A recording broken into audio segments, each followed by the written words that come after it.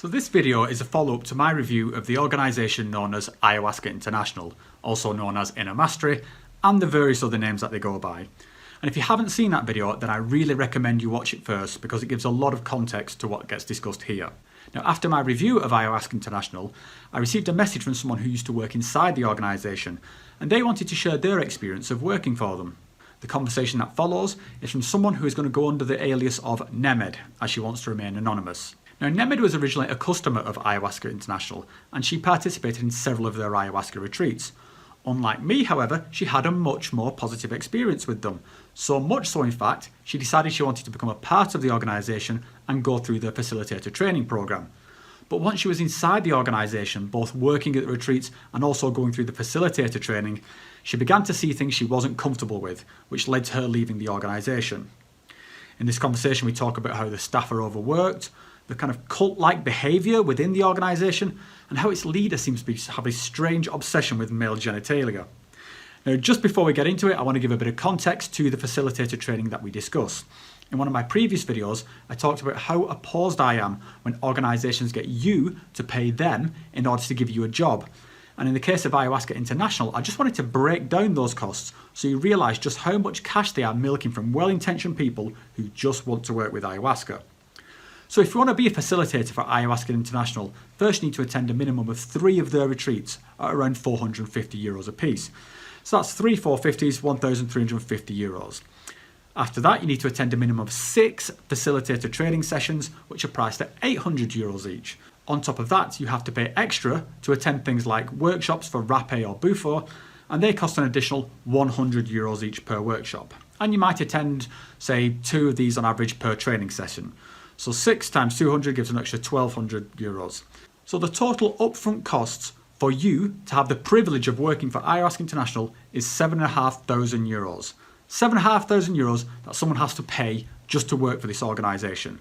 And as Nemed describes, that doesn't even guarantee that you will actually even get any work, or if you do get work, that you even get paid. And as you're going to hear, with the rate that these guys burn through their staff, this facilitator training is probably quite a lucrative product for them. Anyway, I just wanted to say a massive thank you to Nemed for reaching out to me. I really enjoyed our conversation. We actually talked for over an hour, so I'm going to have to slice this up into different sections, so stay tuned for part 2. Now, this was the first time I've ever attempted a long-form discussion like this, so apologies if it's a little bit amateur.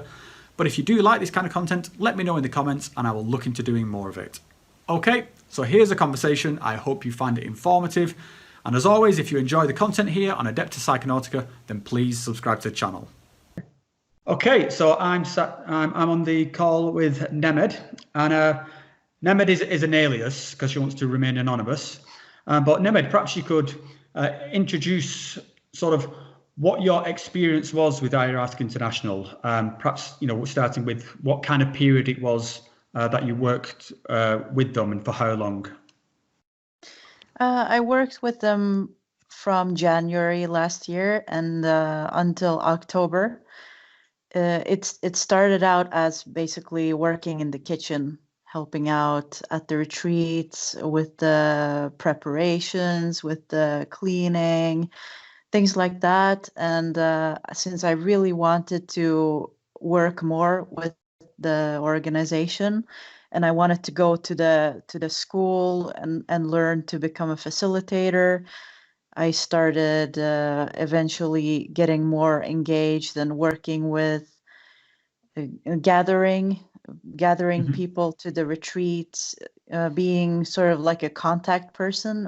And I was basically talking to people who are interested in the retreats and getting in touch with them and helping them to sign up and help them with the preparation for the retreats with things like, guidelines about things to think about before they go to the retreats, like foods they should avoid. And but there weren't really that many recommendations from Inner Mastery regarding the diet because they don't really follow a dieta. It's basically their philosophy is eat whatever, it doesn't matter. If I could just backtrack a little bit from from when you started working? Because originally you were a customer, you were a guest on one of the retreats, I'm guessing. Yes. Yeah. Of course, because you're not even allowed to go to the school until you've finished at least 3 retreats. Yeah. So I've actually been to 4 before I went to the school. Yes. Yeah. Yes. And how did you find that? How was your experience with them? It was a bit mixed. Mostly positive. Mostly because the people working there at the time that I was a participant, they were very nice people. They had their hearts in the right place. But Yeah. my problems actually started when I got more involved with the work aspects of the company. That's when I started to feel uncomfortable. Yeah. I started my training, but I quit very early on because like I said, I just wasn't feeling comfortable with the whole thing. But it was mostly in. What roles were you doing, and what kind of hours would that equal for your time? What would an average day look like for you? It would basically be waking up around 7 or maybe earlier to prepare the breakfast, and it was working in the kitchen and putting out all of the different foods and taking care of the guests, helping them if they had any questions or they had any special needs with regards to the diet, if anyone was allergic to anything, and so on. And after breakfast, usually there was the integration, but I wasn't really participating in the integration if I had time. If not, then I went straight back to the kitchen to continue working on lunch. And after lunch, it was a little bit of time, maybe an hour or so for resting. But during the time when everyone else were resting and I was sitting at the computer to catch up with correspondence, getting replies, to various emails and phone people who were calling me on the phone asking about the retreats. And there was quite a lot of work piling up, so it was hard to keep up with it. And there was a lot of pressure from my supervisor who was messaging me and telling me that, I appreciate that you're probably busy, but you have a lot of incoming messages, and how is that going? And there was this constant pressure. I felt that she was telling me to get stuff done, but yeah, it was really difficult to juggle all these things at once. So you'd come out of doing all these kind of these kitchen and marketing roles, Yeah, and then you mentioned that you would be helping out in the ceremonies as well. yeah, So I guess that would carry you through to like the early hours of the morning. Would that be yeah, right? yeah, So 7 in the morning till sometimes yeah, till maybe 2 o'clock at night. It really depends on how many participants there were at the retreat. yeah. Wow, it's a big long work day then. Yeah, Can I just ask? So you mentioned you were a customer and then you transitioned into this role of helping them. Are you already doing the facilitator course at this point, or did that come later on? first I was helping out in the kitchen. The facilitator course came later on. Okay. I went. It was kind of it wasn't really consistent because I I felt like I didn't really have the funds to go, travel to Spain and go to school and put all of this money on doing that course. So this was kind of like a work exchange. So in exchange for going to the school, instead of paying out of pocket, I would work. So Right. Okay. it was that kind of deal. So you weren't being paid directly for this. You were kind of banking that credit with them, which you could then use for training later on. Yeah. Okay. Yes, correct. So when you actually begun the facilitator training, can you tell us a little bit about what happened there? I mean, what does facilitator training involve? It's like a regular retreat, only that you get to go to various workshops. You get to go to the conscious school, which is basically Alberto Varela having like it's like a seminar. He talks about consciousness and there are how do you say it? You can participate in watching how Kambo is applied, for instance, or you can help out to learn. And the ayahuasca, like the tomas, you get a much bigger dose than you would get at the regular retreat. So it's like twice the dose or something like that. So you go a lot deeper into the experience than you would at a regular retreat. Yeah. But it's not really, you're not really it being trained directly. It's not like going to an actual school where they show you and train you hands-on, if that makes sense. Yeah, sure. So it would be a more, like you said, a deeper dose of ayahuasca with some seminars sort of Yes. thrown in. Yeah. And roughly how many of you would there be in a class? What's the size of a typical sort of facilitator group? It was about 30 people or something at the Thomas, but not all of the people at the retreat were students at the school. Some of them were just there for a retreat. In regards to like the actual the therapy style that they talk about, so is this not how do they qualify that somebody's a psychotherapist? I mean, if as I say, I'm absolutely fine with them going down the psychotherapy route, but then what's the idea or what's the methodology that they're following, and how does that get passed on to the facilitators? From my understanding, it's basically going through the training, which is learning about all these different medicines through the workshops where you get to experience the medicines, and going to the conscious school. And I don't know if there's anything more that they go through in the training, to be honest. And that's what they've told me, and that's what I know, and that's what I've seen. Yeah, I mean that's kind of one of my biggest concerns with them is that some of the I'd say techniques that they seem to be using were certainly very sort of like powerful, intimate techniques that can make people very vulnerable. And I just wasn't sure that they were qualified to do these things. Like, there's getting people to really open up and be vulnerable while there's 40 other people watching. I mean, it was quite a disturbing experience to watch some of these things. And I wondered if that was something that they'd actually, the facilitators were taught, or if they were just making up on the spot, or, yeah. So I just want to come back a little bit to the, to the training that you mentioned, because I'm not remembering in your original notes.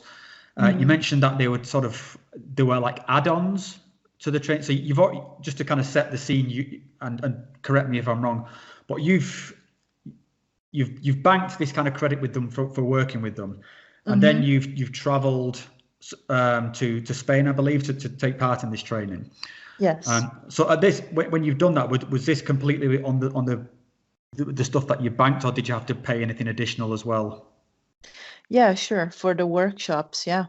Because when you're there as a student, of course you want to partake in the workshops, because otherwise, what's the point? You could have just gone to a regular retreat. At least that's what I was thinking. And all of the workshops cost extra, which I don't particularly mind, because I think that it's only fair that the facilitators get paid for their work. But I still kind of felt a little bit pressured that, okay, so So it's already kind of expensive, and I also have to pay these extra fees as well. Yeah. So for someone on a tight budget, it's a bit too much. I felt, at least. I don't want to sound cheap or anything. There were workshops for rapé, for instance, where we would learn about the different kinds of rapé and the purpose of rapé, why it's used, how it's used, and we would get to try different kinds of rapé. And there were workshops for holotropic breathing, workshops for Kambo and various other things. There was the conscious school as well, and there was another workshop with Chimu. It's a different medicine. So it was basically, we got to try them hands-on. It wasn't just like in theory. And by trying them, that would then qualify you to then be able to go administer them to somebody else on a retreat. Is that how it works? I'm guessing after a time, if you go to the schools until you're qualified to do so, or they qualify you to do so, then I'm guessing, yeah. But from trying them just once, I definitely think that they wouldn't, like, they have to qualify. They have to qualify someone first before they can go and become a facilitator and administer anything. Did they ever do any kind of like background checks on you as a person? Do they screen the facilitators at all? Not to my knowledge. Not to my knowledge, to be honest. Not what I know anyway. They didn't do any background checks on me or anyone I know who's worked there. And for the school, you have to basically write a handwritten letter and give it to Alberto Varela himself as a motivation as to why you want to go to the school. But besides that, I don't know if they do any background checks. I don't think so. Okay. Well, you just mentioned Alberto. So I guess let's sort of pivot onto him. So what's your take on Alberto? And I'll just be clear, I've never met the guy. My only knowledge of him is from reading some of the articles that he himself puts on the Inner Mastery website, and then obviously seeing some of the more critical articles about him. But you've actually met him in person. I've introduced myself to him once, and he had the integration one time, and he had the conscious schools. So I was listening to him talk, but other than that, I've never really had a conversation with him in person. So that's basically all I know about him. And what's the kind of perception of him within the school? Is he seen as is he just the business owner, or is he like a spiritual leader? Well, not spiritual, because I know that's not the aspect. No, he's definitely seen more as a leader. That's the impression I got, that he is kind of revered in a way. Like a kind of cult of personality sort of thing, almost? Yeah, something like that. Yeah, I would say that's a fair description. Yeah. I mean, I remember when you first got in contact with me and sent me the notes, and my thought as I was reading through it, when you were describing how the organization treats the staff and the things that are expected of you to work, and then some of the things they would say to you about you can sleep another time, this is more important, you need to these kind of statements. And the thought that jumped out at me was, you could change a few words around here, and this could be a description of Scientology or for sure. I actually, sorry to cut you off. Oh, please. I actually have a friend who also went to the training, and she wanted to become a facilitator as well. And she also quit after 2 school cycles because she has actually been a member of the Scientologists for 1.5 years or Hmm. something like that. And she told me that she started to see very clear patterns, Yeah. very clear similarities. And when she saw that, she was basically like, nope, I'm done. I'm not continuing. I don't want this. Goodbye.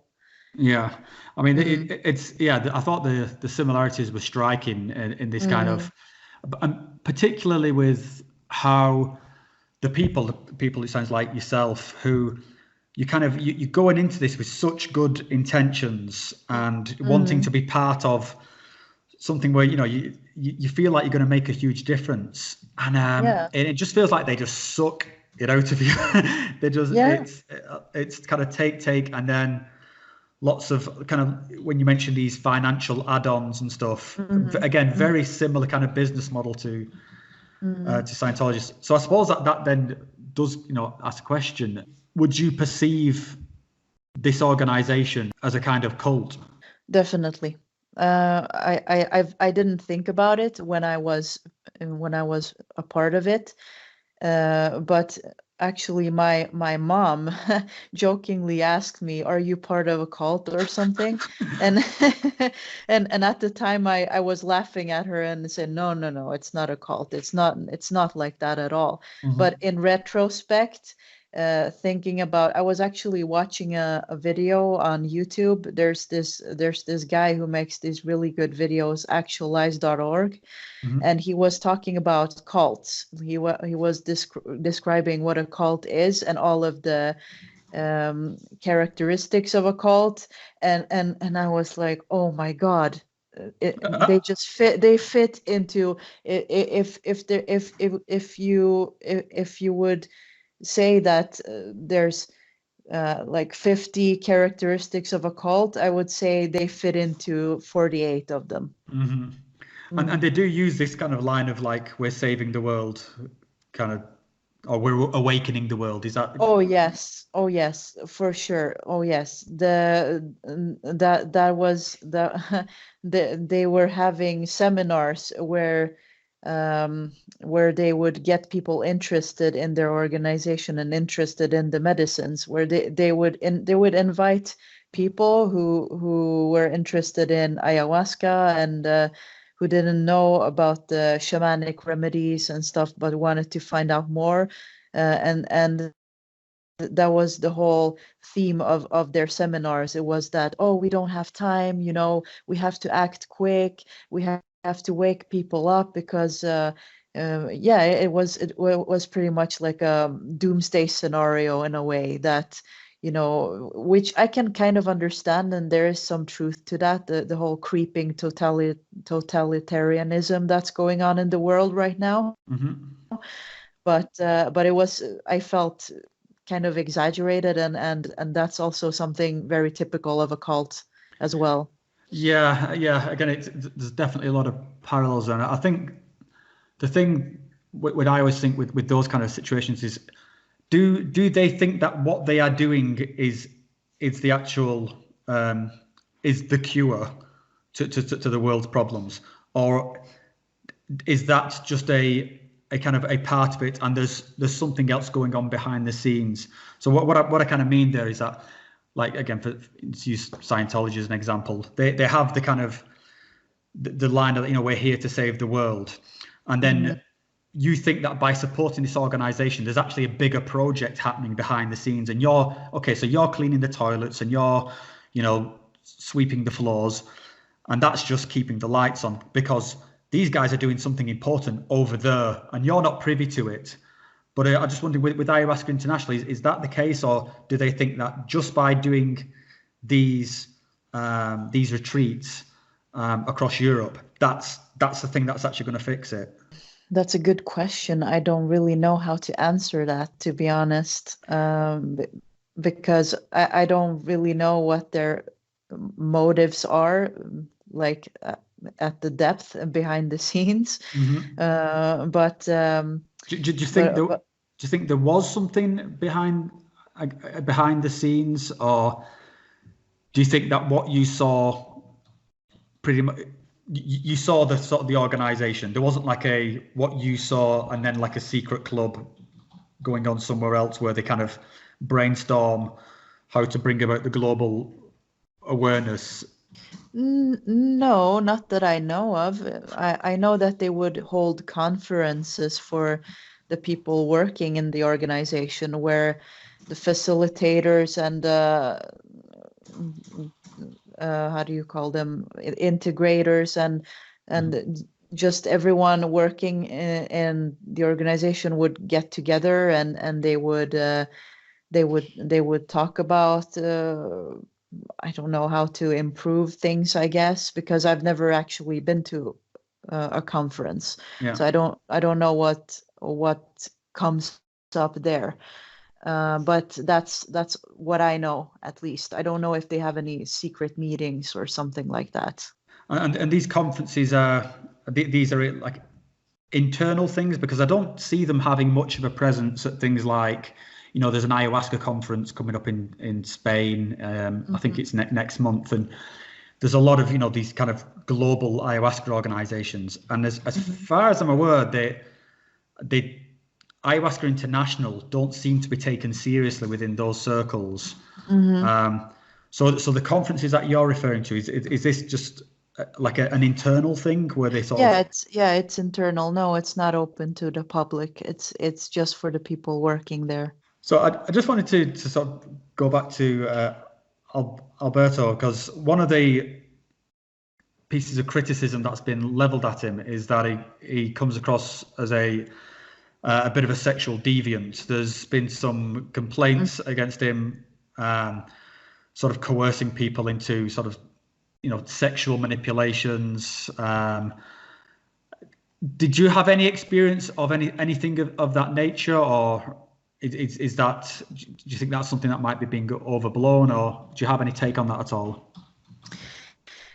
I don't know if it's overblown, because I've heard I read a blog post or a letter at some point about it was written by a woman who shared her story about I think it was the same story that you brought up in your video about getting her high on ayahuasca and having her masturbate or something like that in front of him, and telling her that she's very sexually repressed and she needs to open up and all that sort of thing. But I've never experienced that at the retreats. The only thing that I found was a little bit uncomfortable or inappropriate was that during one of the conscious school sessions that he I don't know, he seems to have this kind of, my impression was that he seems to have this kind of Freudian penis fixation. And because he was talking the whole time about how people are thinking like penises. He basically stuck a dildo on his forehead, and it was supposed to be funny, and it kind of was, because we were all laughing, and that's fine. But what I found a bit uncomfortable was that his 10-year-old daughter was singing a song about penises, and it was recorded from when she was even younger. So I was kind of worried a little bit about that child. Yeah. Oh and I have a friend. So I have a friend. Was the daughter in the room while he's got the thing stuck on his head? His daughter was there at that point? Oh yeah. Oh She God. was there. Yeah. I actually have a former participant friend who is a social worker, and when I told her that, she really she got really worried, because that's not really appropriate for a child to act that way. So just coming back to your sort of your experience as you're moving through this training. So you mentioned that you did 2 of these 4-day courses, and it's. Am I right in thinking that you have to do 6 of them in total to become a facilitator? Yes. Six of them. I don't know if it's in total, because I think that there are many facilitators who do more of them, and I know that those who already work as facilitators, they go through many school cycles. One of them went through 12. Right. Okay. But there's no sort of graduation then. You kind of you keep up with the training's ongoing. Would that be correct? From what I understand, because I know people who have gone through many more training cycles than I have, and they were, one of them was calling me and asking, how do I know, or how do I know when I'm finished? Hmm. Because I've gone through almost 6 now, and they haven't told me anything about, if I'm ready to start working or not, and I have no clue if I'm going to be finished with the next cycle. So to be honest, I don't know if they give any kind of certification or anything. So after you'd done your sort of your 2 sessions, what was the sort of the turning point for you? At what point did you kind of realize this is not really the direction you want to go in? Was there kind of an epiphany, or was it just an accumulation of the things that we talked about? It was both, to be honest. I have had warning signs for a while, since my very first training cycle. After the second night, one of my friends on Facebook sent me a message with a link to that letter we talked about Yeah. that woman who wrote about her experience, and also a link to the open letter that the indigenous wrote about Yeah. Alberto. And I felt like that was a sign, and but I kind of ignored it, because I felt, I really want to do this, and I wanted to work with the medicine. So I kind of shrugged it off, I guess. And but there have been signs for many months, and it was an accumulation, and but I would say what really did it for me was the way that they treated my partner after he left them. Okay, so do you want to tell us a bit about sort of what role that your partner played? Because you met him on one of these retreats, is that correct? Yes. So what Yeah. was he doing there, and what was the treatment that you're talking about? Oh, he was a facilitator. He facilitated ayahuasca. He facilitated chimu. He had many different workshops and different. He is kind of an expert in many different things, because he is a shaman Mhm. since many years. Um, and it was basically for him. It was the whole working from morning well into the night, never getting enough sleep. He felt very exploited in a way, that he didn't have the time to meditate or to exercise, or for any kind of self-care, really. Mhm. And then he felt like he couldn't live that way anymore, and he felt that he was being lied to as well, which was actually correct. It turned out to be correct later on, because we found out about a week ago that he wasn't getting paid for the workshops that he was having. So he decided to leave them, and shortly after he left them, they were basically just slandering him, just talking about uh, spreading these rumors about him, basically about how he was inappropriate with women, that he had been flirting, or even doing other things. Mhm. I don't really know, but from all I can know is all I can say is that from what I know, how he is, I can definitely say that that's not true. That's really not how he is as a person, and I just feel that they were doing that deliberately to destroy his reputation. Were they saying things in a response to stuff that he was saying, or were they just going after him? they were just going after him because he wasn't saying anything. He just left them, Hmm. basically. And I think that it was kind of like a revenge or something, because maybe they needed some kind of explanation as to why he just up and left.